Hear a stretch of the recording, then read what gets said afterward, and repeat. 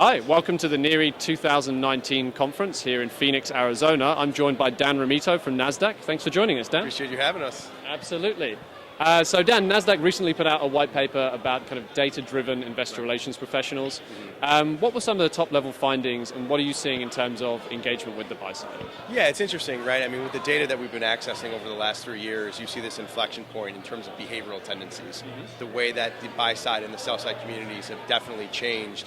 And that paper was directed at addressing, well, what does that change essentially look like? Sure. And a lot of that change takes into account that the proactive almost explosion of how a corporate goes about their business with messaging, especially with IR teams. Sure. So 4 years ago, we make the running joke that you say, hey, you need more proactive activity. Right. There'd be pitchforks and you'd be almost chased out of the building. Right. Whereas today, you see that trend explode in terms of, regardless of market cap, regardless of geography, regardless of sector, this explosion of proactive engagement from IR teams.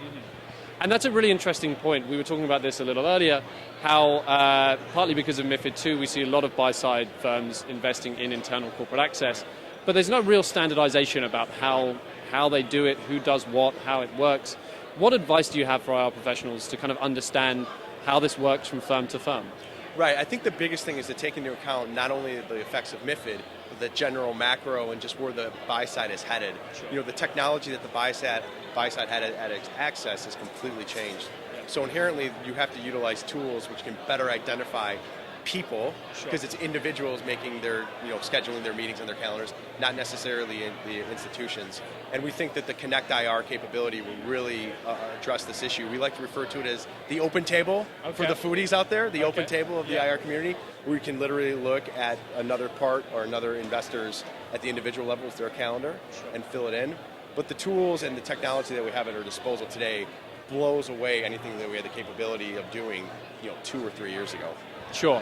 Well, and that's a really interesting point. That's something, again, that your white paper touched on in terms of the type of data that's coming in that perhaps can fill a little bit of the hole that is left by kind of the sell-side disintermediation that's taking place.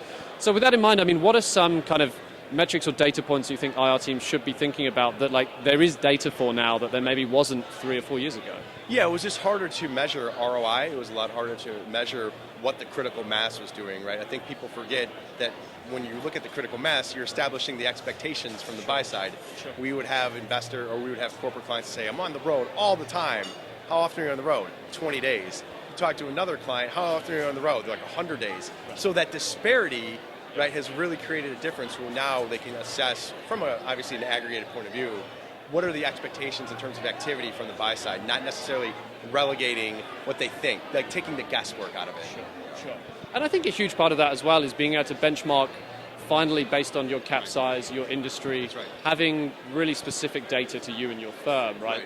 Rather than just being compared to a Fortune 500 company, which for a small cap just isn't a fair comparison. Right, it goes back to the evolution of the data, right? I think from a behavioral standpoint, corporates didn't really feel the need to include meetings the way that they did today, because the output of those meetings input 3 years ago, it was boring, it was cumbersome. You didn't really get anything on the back end. Like if you had to kill some time between meetings, maybe I'll enter them. Sure. But the output today on the back end can give you these actionable analytics that essentially tells you what you can and cannot do in terms of best practices. Yeah. Well, that's awesome. Thank you so much for joining us, Dan, and best of luck for your panel this week.